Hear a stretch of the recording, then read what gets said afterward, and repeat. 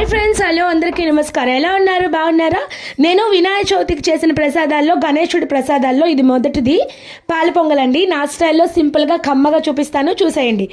ఏం లేదు, లీటర్ పాలు లీటర్ నీళ్లు పొయ్యి మీద పెట్టుకొని ఒక మరుగు రానివ్వండి. ఒక మరుగు వచ్చేసాక ఒక అరగంట ముందు నానబెట్టుకున్న 2 గ్లాసుల స్టోర్ బియ్యం, 1 గ్లాసు పెసరపప్పు, 1 గ్లాసు పచ్చెనపప్పు 2 సార్లు కడిగి దాంట్లో వేసేయండి. తర్వాత ఇంకొక లీటర్ నీళ్ళు కూడా పడతాయి. ఇవన్నీ వేసి 15 నిమిషాలు ఉడికించాక ఈ విధంగా అవుతుంది. ఇప్పుడు 3/4 కేజీ బెల్లం వేసి ఒకసారి బాగా మిక్స్ చేయండి. ఇప్పుడు 2 టేబుల్ స్పూన్ల నెయ్యి, జీడిపప్పు, కిస్మిక్స్ మీకు కావాల్సినంత ఉంటే బాదం పప్పు, యాలక్కాయల పొడి కూడా వేసి శుభ్రంగా ఈ విధంగా అయ్యాక ఎర్రగా వేయించుకొని యాలక్కాయలు దంచి కూడా వేసుకోండి.